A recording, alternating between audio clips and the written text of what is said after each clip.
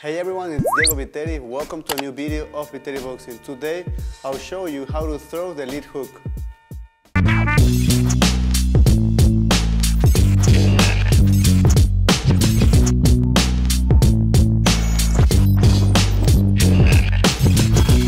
Whenever you're going to learn a new technique, you gotta answer these three questions. How you're going to throw this new technique, where you're going to throw this technique, from where exactly you're going to throw it, and when you're going to throw it. So how, when, and where are the three most important questions for any technique you learn. Whenever you're going to throw the hook, you got to think of the three different distances. Number one, the short range. Number two is the mid range. And number three is the long range. So first, let's begin with the most common one, the mid range. Whenever people talk about the lead hook, we talk about the mid range hook, the typical hook. So let's start with that one, the mid range. So how to throw the lead hook at mid-range? First, you have to begin with a good stance, like any other technique. And the first thing to understand is the kinetic change. You gotta pivot your foot, your knee goes inward, your hip goes inward, your chest, you feel like it stretches, and at the end, your arm. It's not at the same time, it's not like this. It's not at the same time, it's a kinetic change. At the end is the arm. Then your elbow, whenever you are throwing, you have to raise your elbow because that's for defense. Whenever I do this, this helps me for any straight shot you bring. This will help me as a protection. My chin has to be completely stick to my shoulder, completely down. I can never be like this because of course there's no defense with my chin. And last but not least is the alignment between your wrist and your elbow. If you don't have an alignment, if I throw it like this and this line, I don't have a support for my wrist and I'm gonna get injured. So make sure you have the proper alignment so you can have more power in your shot and you don't have an injury in your wrist. And make sure to always, whenever you throw any punch, as I've said before in other classes, to always step. Even if you're in the same spot, not just turn your feet, make a little step like this. You make a little step. So then you apply the Dempsey fold, the folding step. So make sure to do all this, the kinetic change, your shoulder stick, alignment, and completely turn your body whenever you throw the lead hook. Drill number one, so you can practice at home, is first of all, use an agility ladder. The agility ladder is going to help you to see if you have a good balance. Your left foot has to be forward if you are orthodox and has to be always in the left square. The right one is out of the agility ladder but a step behind. And what you're going to do is you're going to do a step forward with the tip of the toe. At the same time as it touches the floor, your hook has to be correct. You have to throw the hook at the same time you do the step. So you go 2 minutes working as orthodox, and remember, we are practicing human chess. Human chess is all about working both stances. You have to be able to always move in any stance. So after 2 minutes, you're gonna work with your southpaw. So make sure to keep your hand up, always your hand up, and make sure to step with each punch. Yo, microphone check, make it a microphone check. Give it a microphone, I make it a microphone dead. Don't step to me, newbie, I could truly be moody. I could have played the fucking Grinch in the movies. I've been a part. One of the most common questions about the hook is about if it has to be facing downward, your palm facing downward, or facing to you, facing in. The correct answer is both are right. It depends on what you like. But whenever you throw palm facing down, the good thing about is that you can focus on the point of impact, which means you can have more power into your shot because you can focus all of the power in this single area. So it means I can have more damage in my hook. The disadvantage with this hook is that if you miss the hook and you don't land with these two knuckles, you're gonna land with the little ones, and that's common. That's a boxer fracture. You're gonna fracture your little bones in your hand. So that's the disadvantage about throwing that hook.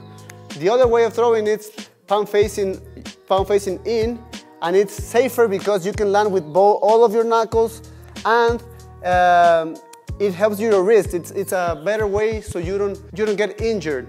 But The disadvantage is you can't have that point of impact like Gennady Golovkin, he uses the point of impact, but it's better to always be with your hands safe. So I would rather suggest to, if you're beginning to box, to start doing like this, facing you, palm facing you.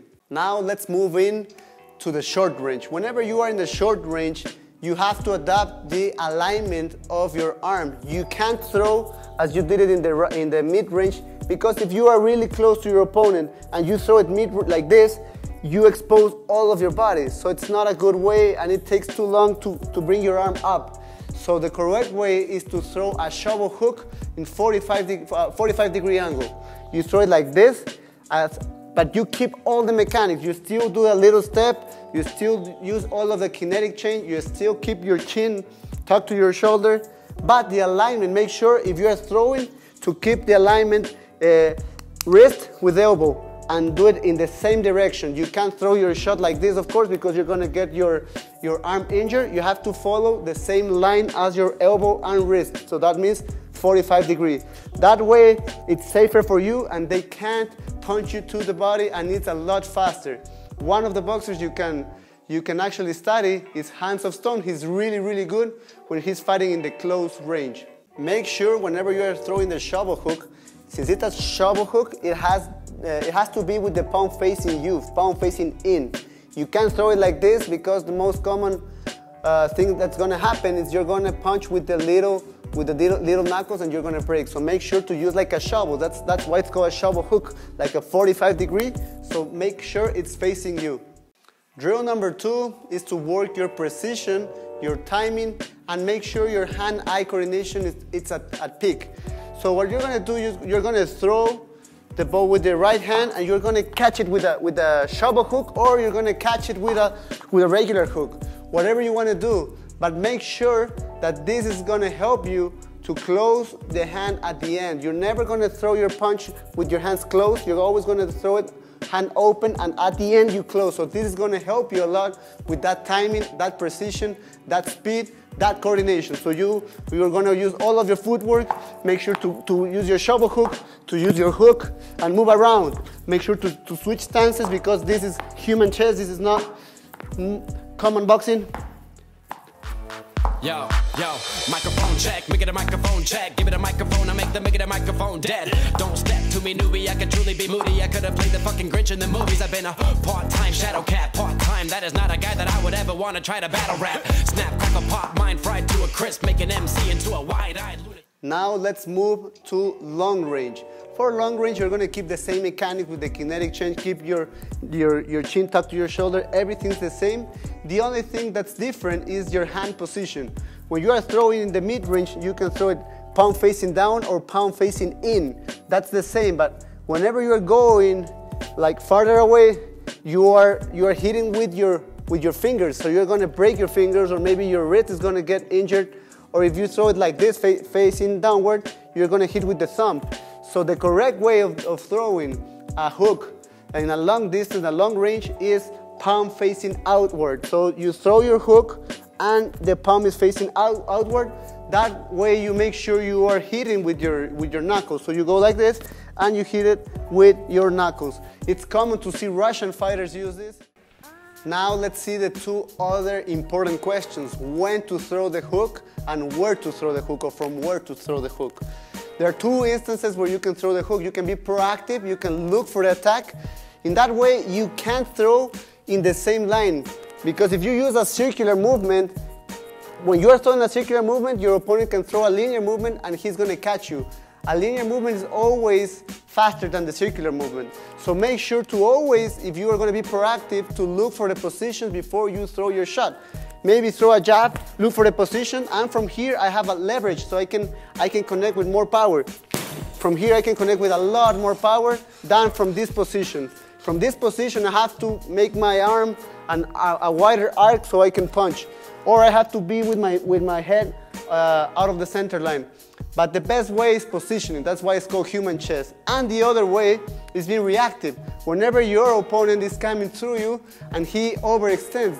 A lot of people that have bad footwork, that they don't use their footwork correctly, they will try to overreach, to overextend, and you can actually just wait for them. If you wait for them, You just move out and you can connect them with any type of the hook. You can throw the mid-range, or even if they're coming to you, you can throw the long range.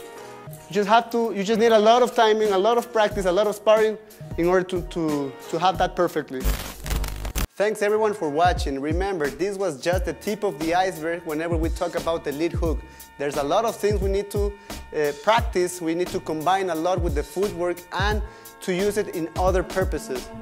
Make sure to subscribe, share with other people so we can make all this new philosophy, new way of training human chess grow. Remember that it is for everyone. The whole point is to enjoy, to work your technique, your creativity, and your tactics. So make sure to share with other people, and let's make this human chess grow worldwide. See you next week for new class.